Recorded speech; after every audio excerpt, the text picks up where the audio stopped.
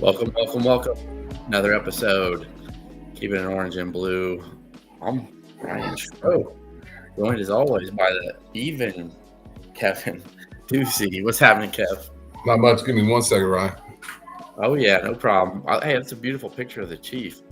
But so obviously, Illini fans, big win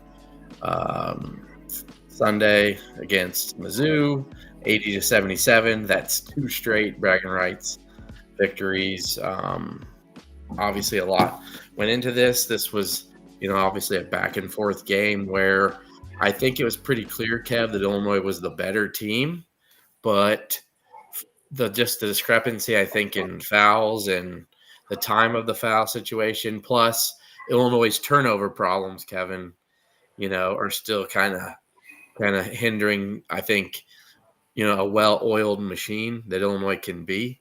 But it is what it is, and at the end of the day, it's about getting a win, and Illinois did that. So it was a much-needed one after blowing the Tennessee game, getting some good vibes back, some good mojo. They're ranked in the top 25 now, heading into the new year. You get Chicago State on New Year's Eve to get to 9-3 to set up a top 10 matchup with Oregon. On January 2nd, things are getting where we would hope it could be. I think winning 2 out of the 4 big games, Kevin, with Arkansas, Alabama, Tennessee, and Missouri, you had to split those. And Illinois went 2-2 against 4 pretty good SEC teams. So yeah, the question is, where's this Missouri game gonna rank at the end of the season? And frankly, I don't think it's going to rank very well. And I don't think it's a knock that saying Missouri's not very good. I don't think Missouri's a good enough team to be within 3 points of us. I think we kind of did some things like you said. We didn't shoot the ball well. It's become a problem lately. I think Missouri's going to struggle in a really, really good SEC. So for now, it's a quad 1 win. I won't even root for them to hope it is. I hope they lose the rest of the games for eternity. So if they can hold serve at home like they did against Kansas, though, they can. And they might be able to. They do a great job at drawing fouls, obviously. I mean, they shot 37 free throws. They had 7 players go to the free throw line. Illinois had 3. It was a little ridiculous in that end. I don't know what it is that they do to – I mean, I don't think they're that aggressive at going to the basket that makes them – but they don't shoot well. I don't think – listen, Illinois kept us to have a better Christmas because they beat Missouri. When we lose to Missouri – it puts a damper in my spirits for a while. I hate them. I just do. I cannot stand them. Anybody who's ever been to that game, who's ever dealt with the crap that their fans throw at us, you kind of get it. So, but here's the thing. Yes, the turnovers are a bit of an issue. I don't think that's going away much. I think they can reduce it a little bit. But I think when you have a guy who can be as creative as KJ, it's going to create some of those problems. Now, some guys who had some turnovers that normally don't, Tomislav, Merez, I mean, that's Missouri's style. But what I think will change for Illinois is I think we'll make shots. I don't think that Will Riley is going to go 1 for his next 18 from 3. He missed one late in the game, wide open in the corner, and just left it short. That's a guy who's thinking about his shot instead of just shooting the dang ball. So I think that the team continues to prove they're pretty good defensively. I know 77 points seems like a lot when you give up 29 at the free throw line, though. It changes the complexity of the ball game. It also adds the ability to score for teams, right? So all in all, I think this team is in position to be really good. We've said it over and over again. They're going to be a better team in March than they are in December. And I think that'll prove it most definitely on the offensive end. And I know I've been a defender of Humrickhouse, and I don't think he played bad on yesterday. I don't think he played well either. His inefficiencies in not being able to rebound and defensively are hurting this team at times. I don't think the plan was to play him 21 minutes with the way he was contributing yesterday, but Merez fouled out in 19 minutes. So there's the challenge is I think that's why he threw Kerry Booth in the game early to see if he can get something there, if we can get some more production from the 4. The answer ultimately might be just play Trey White at the 4 a little bit more. But then again, you're not getting much out of Will Riley either. And the offense gets a little bit stagnant with Riley in the game. He's kind of looking for a shot. I don't blame him. He's super talented. Offense is long-winded way of me saying offense has got a lot to work out. I think it'll come. Yeah, and I want to knock this out real quick because I'm not going to beat it. I'm not going to say I'm glad you've come around a little bit on Hummerkaus because here's the thing. He's an Illini player. I don't want him to struggle. I would like for him to start making his shots. I would like for him to start rebounding, right? That means success for Illinois. So as much as anyone thinks I'm a Ben Hummerkaus hater, I love Illinois. I want Illinois to succeed, which means I want their players to succeed. So in all the times I've said things about him, it's just things I've noticed that I think have hurt the team. And I do agree that I think Merez would have probably played 23 minutes and maybe Hummerkaus would have played 17 or something if he wasn't in foul trouble. So I do think the thing with Will Riley too, and he's struggling with his shot just as bad as Ben Hummerkaus is. No, he's struggling worse. Yeah. Hummerkaus made a 3 in every single game this season. Yeah, it's worse. But I will say that he's at least not necessarily yesterday getting to the line. He had at least been getting to the foul line, right? And he had been rebounding. So we want to see Will Riley not slope down or stagnate. You want to, obviously, I think his shot will come around. I mean, we hope and we think Ben's going to come around. But what we do know is Trey White is producing. What we do know is Merez Johnson at his time is producing. And at the end of the day, Kasparis Jakusionis is just special, man. Like, yeah, he really is. He turned and look, there's a small seg, Kev, and I'm gonna let you take off with KJ here. That he turns it over too much. Yes, he does. He always has. And let me tell you something. He probably will. He's probably going to give you 5 turnovers a game. But I can tell you this. If we had guys that would make open shots, he'd probably have 7 or 8 assists a game as well. But we're missing about everything right now. And you know what? The one player who really isn't missing that much from deep, and that's him. Right. It's our most reliable three-point threat by far right now. He's shooting over 50%, people. Okay? Like from deep. And he's shooting 95% from the free throw line. So it's like, you know, people are 90% from the free throw line, and he's shooting, I think, over 50-some% from 2, you know? So it's like, hey, this guy turns the ball over a lot. Well, he has the ball in his hands. He's trying to play make and get guys who aren't making open shots to make something. And somebody's got to score when we're struggling, right? I mean, he is. But another thing, it was good to see Tomislav, Kev, get back to looking like the guy that we saw more of like Arkansas, where more confident around the rim and hitting open threes, right? If you're open, you just got to knock it down. Yeah. KJ. KJ is just, I mean, he's just a phenomenal all-world talent. And it's funny thing with him is like when he gets set and he's wide open for 3, I'm almost like, oh, that's not going to go in. He's like, God almost needs a hand in his face with a step back. Yeah. And his defense is so much better than I would have ever thought. He almost took Tony Perkins' pube chin, have an ass, took his cookies from him. So, and I think KJ is really. I thought he was going to be good. I didn't think he was going to be this good. I just really didn't. The guy I want to give flowers to is Kylan Boswell. Yeah. Kylan Boswell shot more free throws this year in 11 games than he did all season last year at Arizona. And Boswell there for a second, I think he was shooting about 60% from the free throw line, and everybody was pretty worried about him. And I'm like, guys, that's not a 60% free throw shooter. I also don't think he's a 20% three-point shooter. And I think it will come. Kylan Boswell's game yesterday, Kevin, reminded me of like a guy that was like, hey, my jumper's not really there today, but I'm going to find a way to like help us get the game, get this, like he was attacking the rim, forcing the referees to blow the whistle and making himself there to where I remember there was one play that he attacked the rim, right? He got the guy up in the air and they blocked it. Well, he got the ball right back. Yes. He got the same defender up in the air and got fouled that time. Yeah.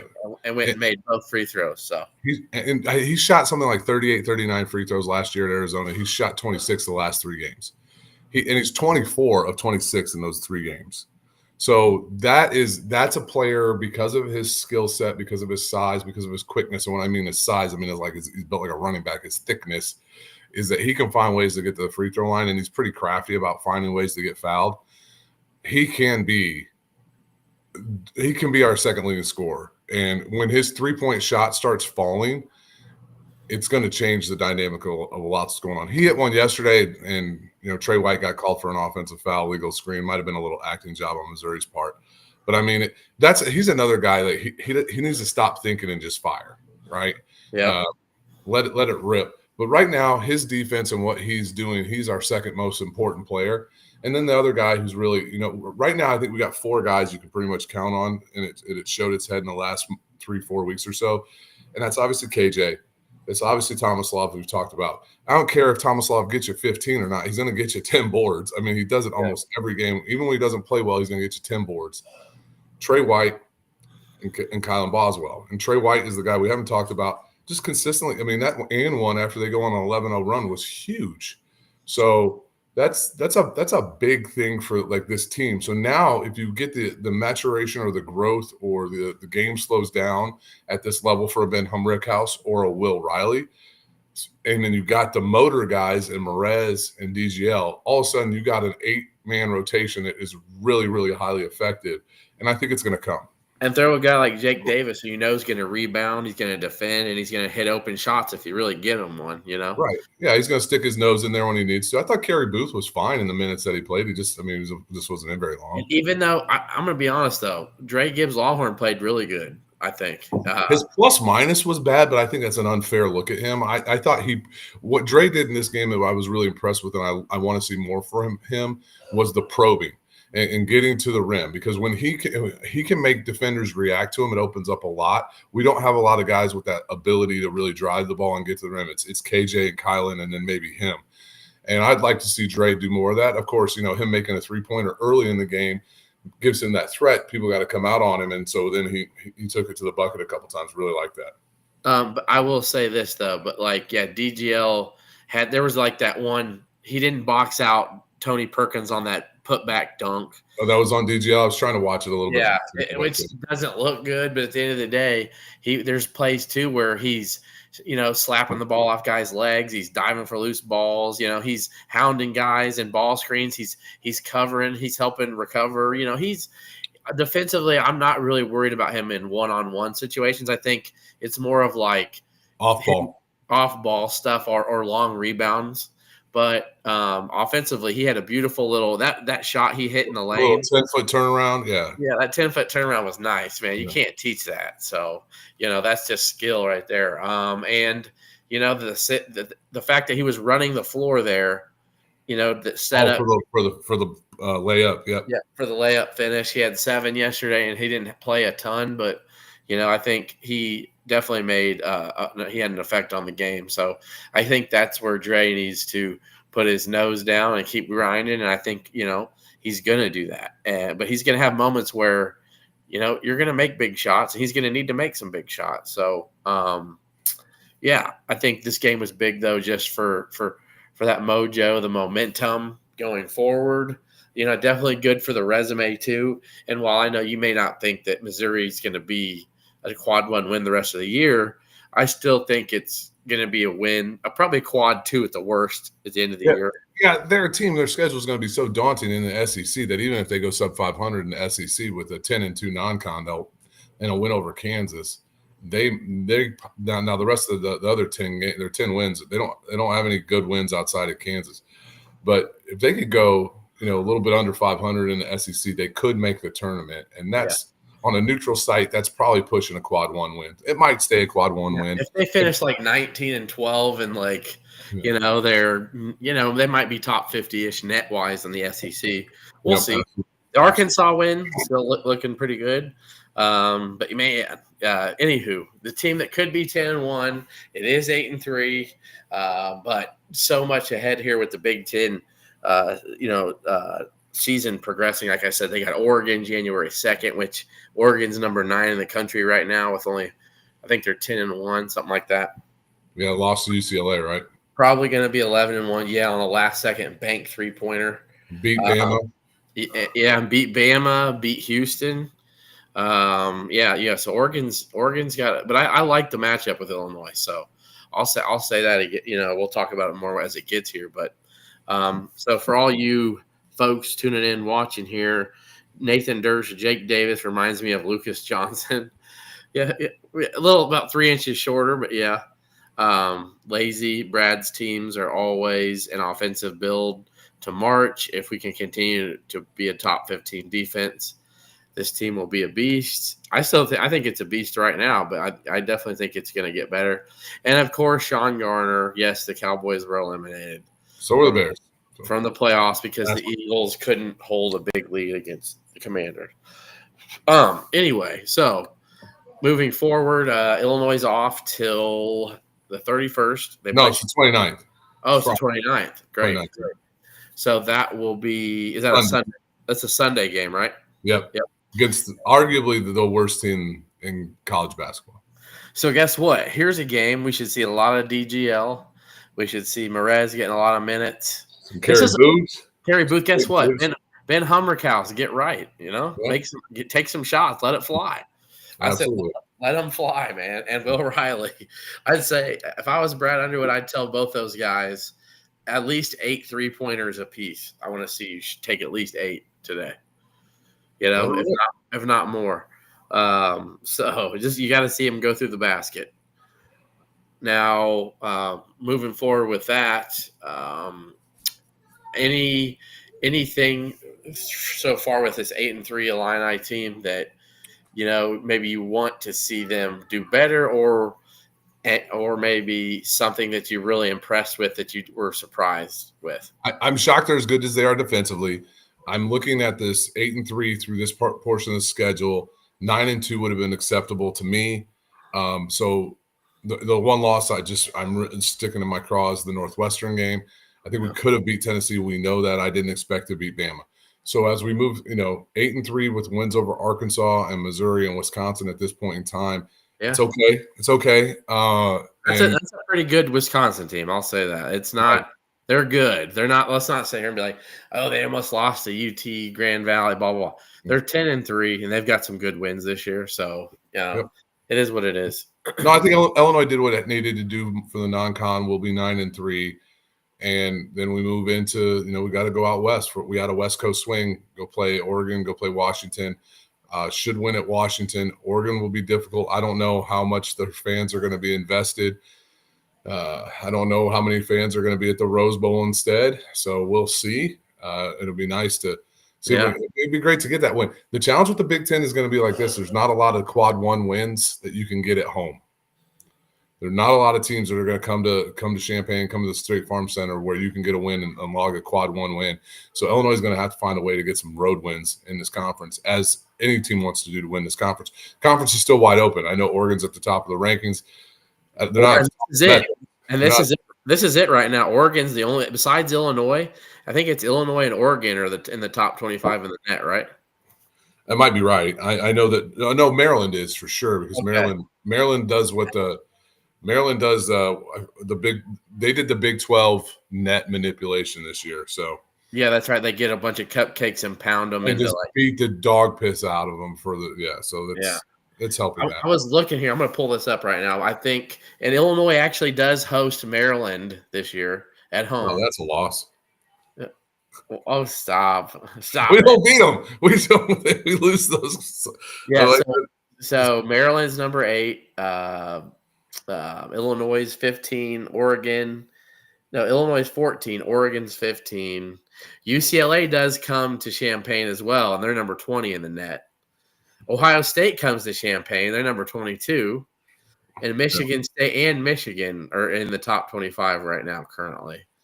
So this, Washington's getting beat right now by Seattle. Looks like at Washington. Yeah, 26-19. Yeah. By the way, did we avoid one, or did we tell Jace Butler to pack his bags? Because it's not. Yeah, I was gonna say Jace Butler doesn't even play for them. I really like the kid. Really like his folks. Talked to his mom online. Good people. Hope the best for the kid, but I don't know if that's like, hey, maybe we don't have a place for you, kid. So who knows? We'll see. Yeah, and Purdue fans can be upset all they want.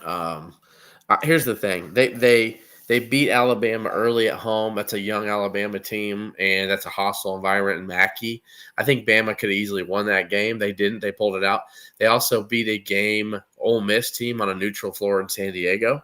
Yep. So Purdue is a good team this year, but they are not anywhere near a top 10 team. So the fan base should while they're melting down some, they ought to take the good with the bad and realize that they had a generational talent on their team, and he is no longer there. Trust me, Illinois fans, when we lost Io and Kofi and all that, it was kind of like, hold on a second, And then Terrence Shannon Jr. appeared a couple years later, and then if things you'll get back to it where you're like, okay, we're going to be tournament team, but we're not probably going to be a top 5 team every year. I think Purdue's probably a top 20 team this year, but they're not a top 10 team. So right. Yeah. Fuck Purdue. Yeah. No, I'm just speaking in terms of people asking me questions. They can. I know. Rutgers losing to Princeton. Painter's a heck of a coach. He's going to have a competitive team there.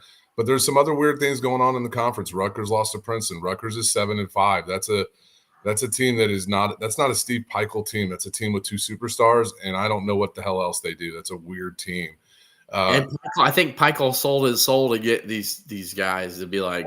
Well, one of them at least. I mean, Harper makes sense. Bailey doesn't so much. Hey, but let's what Ryan. I mean, there's some big transfer portal news for the football team this week. What are you hearing? What do you know? What's popping? What else is out there for us? Well, Illinois has added, actually since our last show, Illinois has added a few players in particular. So Illinois, not just offensively, obviously defensively. We'll get to the offensive players here in a moment. But today, actually, Illinois, it's how to pronounce the name I'm trying to figure out. Tomowa Obewumiaye or something. Yeah, it's like Tomowa Durojai. We'll say that for now, okay? And then he can pronounce. When we figure it out, I'll let you know. We'll just call him Tommy. Big Tommy. I'm not sure if he was injured. Well, and then he just said, "No, I want to play the final 4 games," because that sounds really weird. Like, he transferred from West Virginia to Florida State in this past season and only played the last 4 games for Florida State. But this is a 6'4", 280-pound defensive end who had 3.5 sacks in West Virginia. In 2023, he was an active guy. He was a good player. He was a consensus high 3-star pick. From Delaware. He actually played at Kentucky before he played at West Virginia. And people are saying, oh, it's his 4th school in 4 years, blah, blah, blah. I will say this. He did produce, though. And, he's a good player. I think when he was like the 42nd best offensive line transfer when he left for West Virginia to go to Florida State last year. And since he only played 4 games now, that's went down because, it's about what you do on the field, not what you did the year before. So I like him as a ninth, not just it's just a depth piece. I think he's a guy who healthy comes into camp with. Here's another thing I want people to realize too. With Dennis Briggs. It's coaching. It's the coaching of these guys. I think Jameson is one of the best defensive line coaches in the Big Ten. I think Brad Underwood, Brett Bielema does preach that, and maybe he's just bluffing something. But I actually believe when you've seen what he's been given at times, and what he's been able to get out of them has really been. I would say this past year was one of them. So, wasn't really given a lot. There was no Johnny Newton. There was no Randolph. But look how developed Teron Edwards. And Dennis Briggs was one of his best seasons in college football. Yes, and so Ezekiel Holmes goes from an outside linebacker to a hand on the dirt guy and was a productive defensive player for us. I mean, so yeah, Terrace Jamison is a really fantastic coach. Honestly, that's where I look for this guy. I look for this guy to be a little bit Dennis Briggs light. I think you probably pencil him in the starting lineup probably today. And Kurt Neal, too, from Wisconsin is going to probably start. I think you can't say a guy who started 2 years at Wisconsin who just because they only had 1 sack last year. If you look at him, and you know this better than probably some. So remember where we would talk about Calvin Avery? Remember what was Calvin Avery really good at? Just plug in the middle, man. Like just plugging it up, just dude. following two guys and never getting getting any stats, never getting any accolades, but letting other people take because he was occupying guys. And that's exactly what Kurt Neal does. If I've watched, I watched the Oregon Wisconsin replay that was on tonight, and he, guess what? In the middle of a lot of stuff, getting double teamed all game. I watched the Minnesota game at the end of the year where their team just didn't look like they wanted to play, but he did. He had a sack in that game. Yeah, and he played pretty well. He's got an endless motor. He's a little bit bigger than Gentle Hunt. He's undersized. Yeah, he's got a really big motor. Similar, short and stocky guys. Yeah, short and stocky, really good leverage, obviously. He has a good motor. What I love about it, though, is watching, of course, it's Illinois can have him. He sucks from Wisconsin fans, It's like as soon as they leave, it's like this guy sucks. And they actually added Leon Lowry as well, outside linebacker from Wisconsin, who pretty athletic. I like the addition. I think he is a depth piece. I think he is, but I think he can be a Seth Coleman type guy. I think maybe not as good, but I think between Alec Bryant and Seth Coleman-ish, he's going to play. He played at Wisconsin. I don't know why he wouldn't be playing at Illinois. So I'm not saying he may start, but he's going to play. And then offensively, Illinois added the Northern Illinois Ethan Hampton. Yep, Hampton, who beat Notre Dame. And yes, he had some other stinkers against weaker competition, but that goes to show you the type of competitor he is. Well, it's really a John Paddock level vibe, right? Had Luke Altmaier not gotten hurt against Minnesota, John Paddock probably never plays it down at Illinois, and that's that. But the fact of the matter is, I don't think that Illinois really wants to go into the season next year with Trey Petty, who has never taken a snap at this level, as your backup quarterback. He's got 2 years. Hampton's going to come in and he knows what his job is. He's a backup and he's going to come do that. And I think it was a good pickup. It's a good depth piece when you lose Leary. And, I think Illinois would rather have Donovan Leary back, but Donovan Leary wants an opportunity to play. Yeah, he's going to get to it Tulane probably. So, TJ Finley's there too. So who knows? Yeah. I'm just saying, he could have went and probably been the starter at Bowling Green. So I think for sure. Yeah. So he's like thinking, hey, I think I can be the guy here at Tulane, and good for him. But as Kevin was alluding to, you cannot go into next year with guys that have never started a game in their college career as the backup if Luke goes down, let alone play any meaningful snaps. I don't think Trey Petty's has he even played a real snap? Maybe. I don't know. Maybe he will on New Year's Eve. Sean, I don't care that game day picked South Carolina over Illinois. Here's one thing that Illinois – I picked South Carolina over Illinois. Yeah, and that's fine. And if they lose to the Gamecocks, who I think probably could have easily been in the college football playoff, it is what it is. But if people think Illinois is going to come into this game and think, oh, my gosh, we're a 9.5-point dog, people don't believe in us. Like, what are we going to do? Like, how many people picked them all year? You know what I mean? It was like, we can go down the list here just briefly. Kansas. Oh, Kansas. Everybody picked Kansas. Okay. Let's go to the next one. Oh, Nebraska, 10-point dog. Oh, Nebraska's going to win that one. Let's see. Michigan at home. Michigan's favored. Why? Oh, it's Michigan.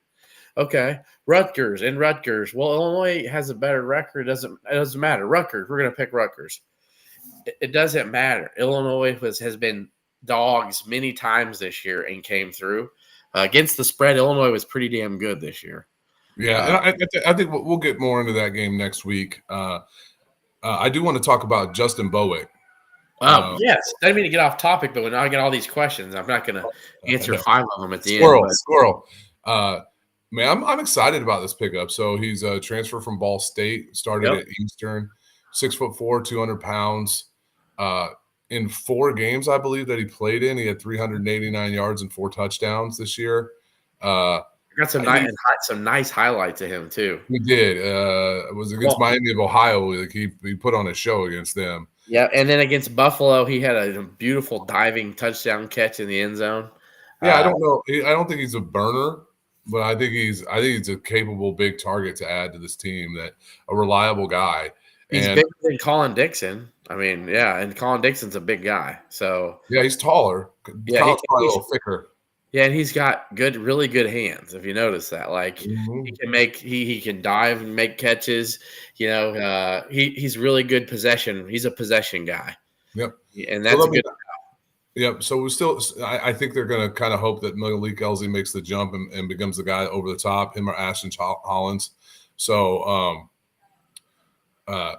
it's good. Where I think we're not done offensively is I think we need some offensive line pieces. I think they're still out there looking for some guys.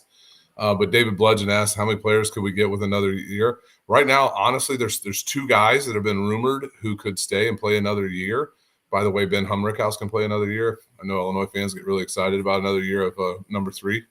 No, but Chris Chrysler and J.C. Davis can come back. J.C. Davis is obviously the big name. And it's all about really like where is he going to go in the draft, right? Right, versus what NIL funds are there. I honestly would spend more NIL funds on keeping J.C. Davis than I would getting another transfer in or two. Yeah, I think the guy, no doubt. Yeah, I think that guy. I think Illinois is primed to have the eyes of college football upon it next year. I think there could be some things where he could jump up draft boards. So, 100%. I think J.C. Davis is a guy that I know they're working really hard to keep right now. I've been told. I'd love to have Chrysler back. I know he wasn't the best this year. I'd still love to have him back. Yeah, I agree. If we could get that whole line back, get one more year out of those guys, I think. You can improve. You can improve even just a little bit. Like, well, just the fact is, if you return your entire starting offensive line for a second season together, you return your top 6 offensive linemen. That's a hell of a way to go. There's continuity and there's levels of players being able to communicate with each other. I think that offensive line will be leaps and bounds better next year if they're all back. And yes, Priestley's coming back. Yeah, so he's got one more year. He's got one more year. Yep. I think, if anybody watched, I had Melvin on earlier in the week. He just wanted to talk, and we actually talked more about his story and, how he just wants to give back. I think it sounds like he's going to be one of the coaches for Jason's flag football league. That's awesome. Which is really cool. And so, wonder if Isaiah prepped him about that. Yeah, I think he may possibly a little bit. And St. Louis kids. Yeah, and for the folks, who Miles McVay basically just got offered too much money at North Carolina. I think I'm actually really okay with it because Miles McVay commanding a lot of money from a guy who hasn't shown it at the Power 4 level yet. Yeah, don't get me wrong. I would have been thrilled if we got him. I just don't know if he's the guy you break the bank for right now. I don't know. I don't know if he's ready to play. He hasn't shown it yet. So yeah, and I think that goes into it too. Like people just assume, well, it's Miles McVay from Bama. Brett's gonna throw the bank at him. That's not how Brett Bielema works. He's meticulous, methodical. He's gonna look at what you did last year, not just what he thinks you're gonna do. So I think I was just saying, I think Brett's not gonna do what we all assume, throw everything you got at Miles McVay. He's one of those guys that's gonna say, you got to prove it first. It's so that really doesn't surprise me. Well, look at the transfer portal last year. Look at the guys we brought in. Who was the best? Who was the biggest transfer portal win? Terrence Brooks. Yeah, Terrence Brooks. You're right. And how'd that turn out? Who was it the year before? Demetrius Hill, maybe? Yeah, Demetrius Hill. It didn't turn out well. I mean, and don't get me wrong, it was either J.C. Davis or Terrence Brooks. By most ratings and accords, it was Terrence Brooks. Brooks hasn't entered the portal yet. No, I think he's coming back. Okay. And people have asked me, why hasn't he? Why he didn't play very much? Here's the thing, and I said this: he did going on off the field, dude. Yeah, he did not have the work ethic, the drive, the want to competitiveness in practice that Brett's wanting. I think his natural ability, probably faster than Caleb Patterson, right? Probably can jump higher than Caleb Patterson, probably a little more athletic than Caleb Patterson, but Caleb Patterson wanted it a little bit more. Right. And that's what matters. And coach, trust me, Aaron Henry ain't putting him on the field if Terrence Brooks was outshining him in practice. Like it just don't. Yeah, and Kevin Wigginton was the same way. Supposedly was a terrible practice player, but graded out really well on field in games. And that just doesn't work at Illinois. Not we like, dude, we say whatever we want. We're still a development program. So Lucas Kolbrecki asked, are there any other football visitors coming soon? The portal is so difficult and challenging to keep up with. And I do think there's – and here's the other thing. But, Kev, they're leaving for after Christmas. They're going down to Orlando, so probably not until – right. And there's a lot of the stuff that they're doing is behind the scenes as well, right? There's some of these guys, the Dane Keys of the world and the Miles McVay that you know everybody wants to know about, that they're going to go out there and Illinois put our best foot forward. But some of these guys you kind of want to work covertly in the shadows and try to get a guy without getting into a bidding war with somebody. I think offensively, I'd say there's probably a tight end. I do think they're going to get an offensive lineman or two. Defensively, I would imagine they're going to get another defensive lineman of some sort. And then Sean, yeah, all the DBs can come back. The one question mark is, what does Xavier Scott do? There's, I think Xavier Scott's going to use the Citrus Bowl as an opportunity to show his skills. I think that J.C. Davis is going to do that. I think that Zachary Franklin's going to do that, even though he doesn't have any eligibility left. So I think there's opportunities for. I wish Seth Coleman could do that, but he's done with no more eligibility. Gabe Yakis is going to try and put some good tape on. We would love for him to come back, man. We would love it. If you get Gabe Yakis and J.C. Davis back, like all of a sudden 11-1 doesn't seem outlandish, dude. And I'm gonna be honest too. If Illinois shows out well in the Citrus Bowl, even if they don't win and they have a bunch coming back next year, I feel like they deserve around a top 25 rank to start the year. I think as it stands right now, they're probably about 16 to 18. Okay. Just as it stands right now. Yeah. You got 16 returning starters. Now, what happens with Yakis and Xavier Scott can change things. I think Xavier Scott needs to stay in school. I think it's up to Gabe. His brother's coming. His brother's coming too. I think they want to play 1 year together. I've been told that. So right. So that'll be interesting to see what happens there. We'll get Xavier back, get Yakis back. It's top 20 for sure. I don't know if Trimble will play next year, but you know what? Dude's going to be a difference maker when he plays. I think it's the one position on the field you can count on people coming. So yeah, where people can play, right? Braden Trimble will play. I don't know how much he'll play next year, though. I think that's one thing. Like, if we go down the list of names, I think we just talked about Bowick. Well, let's think about this for a minute. You got Hank Beatty's going to be a senior. He's going to play. You're going to play Colin Dixon, Malik Elzy, Alex Kapka Jones, Mario Sanders, Justin Bowick. There's 6. Ashton Hollins, there's 7. So probably not, but that doesn't mean that he can't fight for time, because Colin Dixon as a freshman got in there a little bit with, seniors as well. Hey, I honestly think with Barry Lundy Jr. and Justin Stepp, if you can block, you can play. Yeah, true. In Illini 1990, keep an eye out for USC coming to Champaign next year for game day as a potential.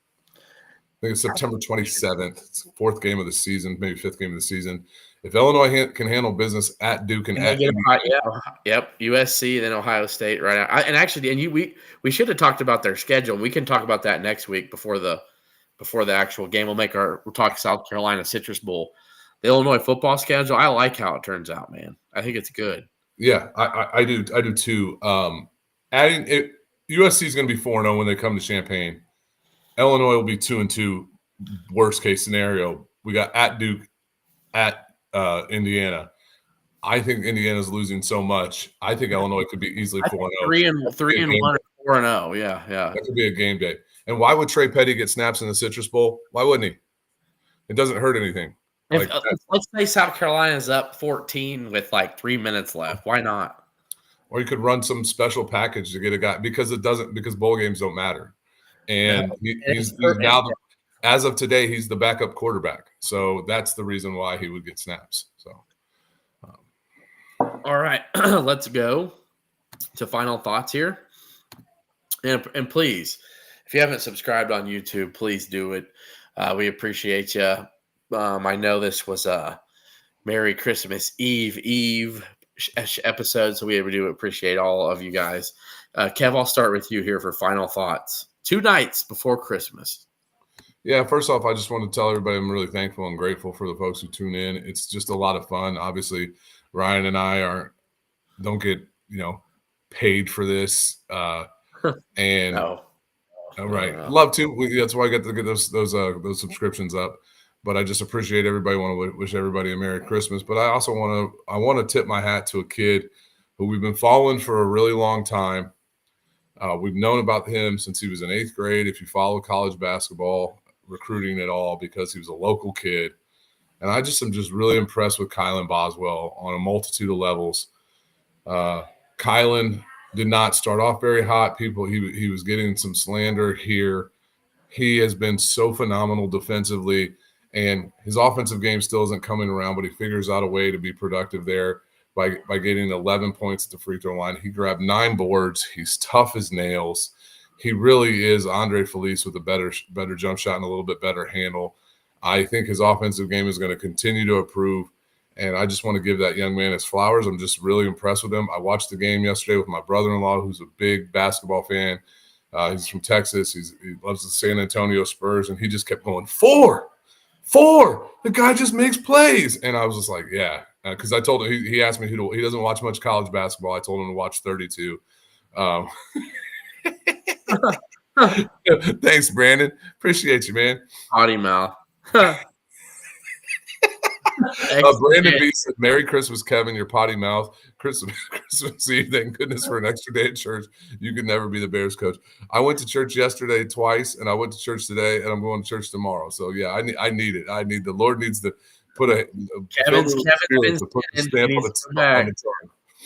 So God bless you, brother. Appreciate you all. Appreciate everybody. But I just tip my hat to Kylan Boswell. Love what he's doing. Hey, since this whole JUCO ruling, Kev, could we get Andres Felice one more year? Oh man, we could get him 2 based on the way the ruling works, man. I'm going to tell you, one of the things that just ate at me so bad was that his senior year got taken away by COVID. Man, I really want to know what we would have done that tournament. I'm telling you. I understand why they couldn't do it, but the guys who needed the COVID year were the Andre Felices of the world, not Coleman Hawkins. So yeah, it wasn't the freshmen; it was the dudes who literally didn't get to have a March Madness. Right. You know what I'm saying? So anyway, Mizzou will do that to you, Kev. Right? They right. They will fill my mouth. It's kind of like Ann Arbor, right? Yeah. Let's. So my final thought: I think Kev will be on board with this. I assumed it was Will Riley, but I think if I want Will Riley to get it rolling, and maybe he'll be a one and done. But everybody, every game, just enjoy Kasparis, Jakutionis, because you're only going to get him another 3 more months, and he's going to be gone. It's like that. We're going to be like, remember that? Yeah, we're going to be telling those stories, right? And it's very possible, and I want everybody to know this. He could be at Illinois one season and have his jersey in the rafters because he's on his way to looking if second team All-American, very very possible. And Big Ten Player of the Year, if he keeps this up, is a possibility. But second team All-American, I think, could really be a thing that happens. So enjoy him. He's not going to be here long. He's going to be a top 5 draft pick. He's a special talent, and got to thank Jeff Alexander and Orlando Antigua for getting that done. Look what they've brought: Will Riley, Tomislava Visic, the Illini staff. I know sometimes the staff gets shit on a lot with like the turnover of like Tim Anderson and Chester Frazier. But what Brad Underwood's staffs do continually do is bring in some diverse talent, no matter where it comes from, and it gives Illinois a chance to win. So just enjoy these guys while you can, especially Kasparis, because we got 3 more months and he's going to be gone. So let's see where he can take this team. And he's the freshman leader of the team. I think Boswell and him are 1A and 1B. But it was Kev, did you hear what Boswell said about Kasparis in the post-game presser? Yeah, absolutely. That's another thing that shows why I love that kid. So absolutely. Yep. All right, you guys. as Kev said, have a very, very Merry Christmas. I'm not going to give you a happy holiday, but enjoy your Christmas. I'll definitely be doing that, and we will be back. Are we doing Fade the Deuce later the week, or what are we doing, Kev? I can't, man. This week I've had family in town all last week. Yeah, and this week that's okay too. So. It's all good. I think we were going to do one before the Citrus Bowl, so I think next week. Possibly. Yes. Okay. All right. Well, that'll do it, you guys. Hold on. What was it? You talking about Kevin? What? Kev from Home Alone? No. What did you do to my? No, Lucas Patrick, offensive lineman for the Packers. It looks like he might be hurt, or he might be the Saints. I don't remember who's playing for me. He's playing well wherever he was playing, but he's hurt, unfortunately. Okie dokie. Well, that'll do it. We'll see you next week, and we'll celebrate some. Hey, a white dude from Decatur, a white dude from Urbana. We should have played Christmas in Hollis. That's right. We get That's what I'm talking about.